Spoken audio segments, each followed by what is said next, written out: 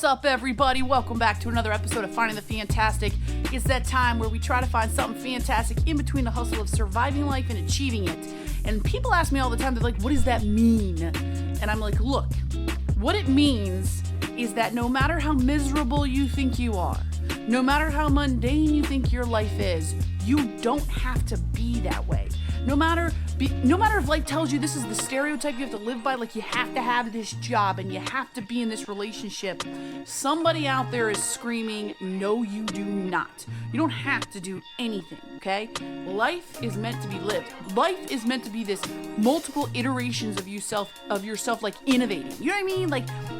Like you are this beautiful masterpiece that is constantly changing and evolving, and there's different iterations of it. And you just put yourself in a pigeonhole of a stereotype that tells you that this is what you have to do.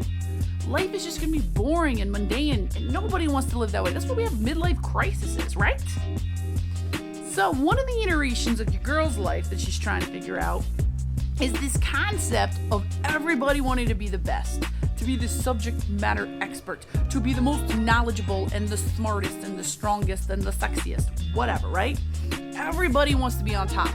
And I think, both of it, if we stopped viewing life that way, we might actually get further ahead down the road.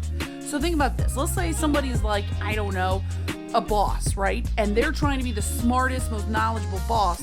And because they're trying to do that, they don't allow room for their employees to be the smartest, most knowledgeable. Therefore, they don't ever solve the problems that are at hand in the company, and nothing ever happens. Or teachers.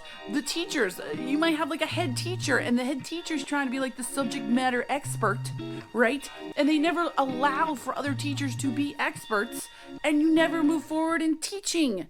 And I was thinking about that because I used to be that way. I used to be like, all right, Colleen, you got to be the most knowledgeable person because that's the name of the game. That's how life teaches you. Life's like, if you're going to be playing this game, you must be an Avenger. And you must be like Captain America, right? You must come in and be the bravest, the strongest, the swiftest. Be that way. Or be like Iron Man. Just be that thing, right? And so I played that game for a while. I ran in with my shield, tried to make things happen. And then I realized I was a huge jerk, like a major jerk. And that's no way to live life. And I was like, this is exhausting, first of all, because I got to at times fake it. Because let's face it, no one's ever the expert of everything.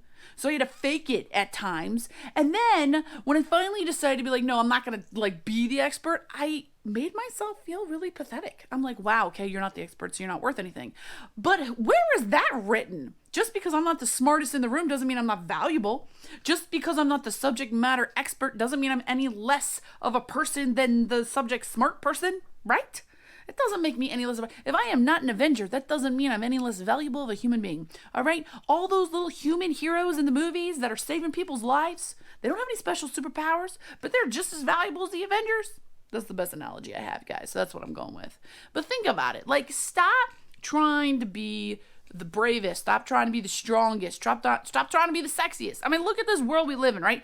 People are so busy trying to be the sexiest person on social media with the makeup and the outfits and the things. It's got to be exhausting, right? Aren't you tired? I'm tired. So what if you stopped trying to be the sexiest and stopped putting yourself in a pigeonhole and you started being the best version of you? And I know that sounds cliche, and we all know how much I hate cliches, but I seriously mean it. Why don't you try perfecting everything that is you? Right? Instead of perfecting things that you think should be. So instead of trying to make yourself sexiest, why don't you look at yourself and be like, what makes you sexy? And do what you want with that. Right? I mean, that makes sense in my head. Colleen, stop. Not that I do this, but let's say I watched the makeup tutorials and I try to look sexy for social media. What if I just stopped and I focused on what's going on inside of me and what's important to me, emotionally and physically and mentally? Leads. That's a lot of leads. What if I did that? I think that's how we improve ourselves. I think that's how we become more confident in ourselves. Novel idea. We actually become more confident in ourselves the more we let go of trying to be the best. Whoa, dude. Like when I first started admitting I have learning disabilities, and oh my God, I thought it was so stupid. I thought it was the stupidest chick there was because my learning disabilities are severe and I couldn't figure things out. And it was till age 25 that I finally like admitting out loud to people I have learning disabilities, and age 28 that I actually was proud of them. But when I started to admit out loud that I had learning disabilities, and I don't like the term disabilities because they're superpowers, but at the same time it is a disability. But when I started admitting that and saying, I have learning disabilities, I don't know how to spell that. Or, I'm sorry, can you please pronounce your name again? Because I have learning disabilities, it's hard for me. Like the second I started to admit that, so figuring things out was hard. But it wasn't like till age 25 that I started to admit out loud that I had learning disabilities. And then age 28 till I actually was proud of the fact I had learning disabilities. But once I started admitting out loud, hey, I don't know how to spell that word, I have learning disabilities, can you help me?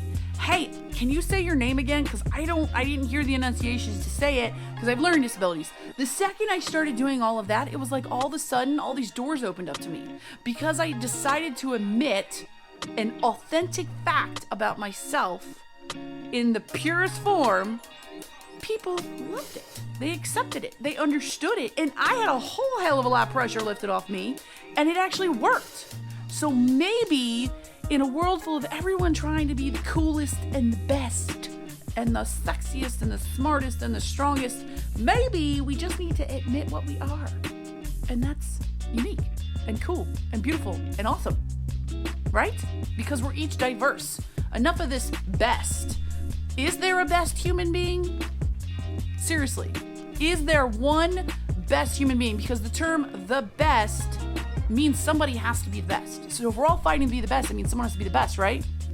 So I challenge you, is there someone who is the best human being? I don't think you're gonna find it.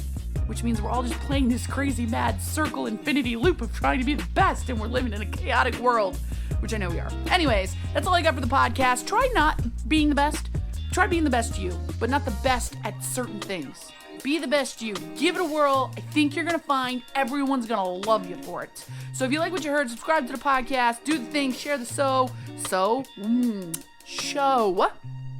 Here's a little learning disability one for ya. And yeah, gotta go. Talk to you later. Bye.